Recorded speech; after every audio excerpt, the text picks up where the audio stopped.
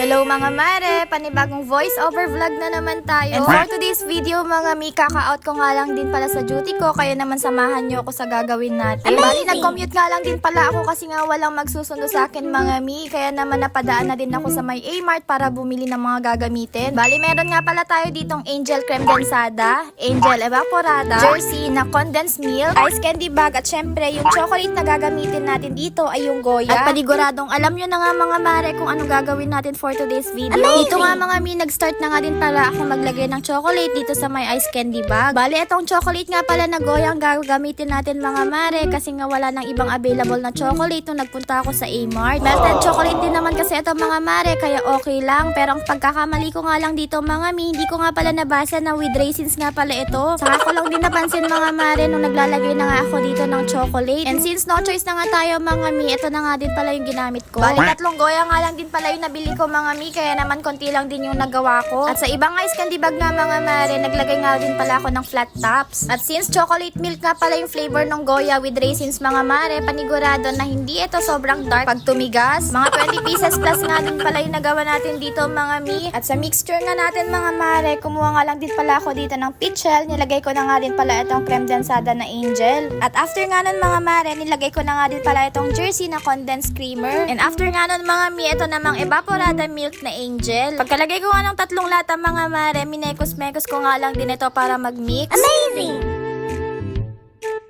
Nilagay ko na nga rin pala dito sa may kasirola itong tubig na pinakulo natin kanina mga mare, kasi nga dito natin ilalagay yung mga ice candy bags na may chocolate. Bali, binabad ko nga lang dito pala yung mga ice candy bags na may chocolate mga mare para nga matunaw na. At nung nalusaw na nga mga mare, ayan, in-spread ko nga lang din pala siya para maging walling. Hindi nga rin pala sobrang daming chocolate yung nilagay ko dito as walling mga mi. And isa pa nga problema dito mga mare, wala nga pala kaming embudo. Kaya no choice talaga, kailangan kong pagkasyahin yung muso ng pitchel. At unang gawa ko pa nga lang mga mare, ito na nga.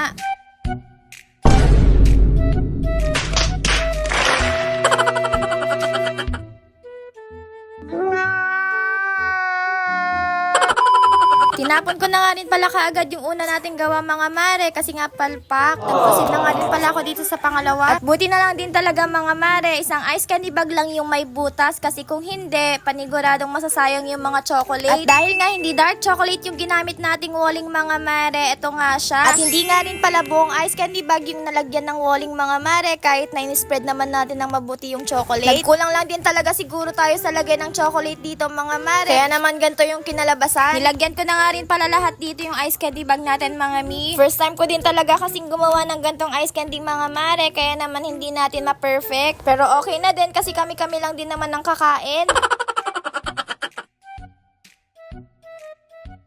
And syempre, after ko nga malagyan lahat ng ice candy bag natin mga mare, ito na nga yung final output natin. At lahat nga ng gawa natin dito mga mare ay half lang yung may walling. Saktong-sakto din kasi itong Magnum ice candy natin sa init ng panahon mga mare. Kaya naman dali-dali ko na nga pinunta ito sa rep para naman mabilis nang tumigas.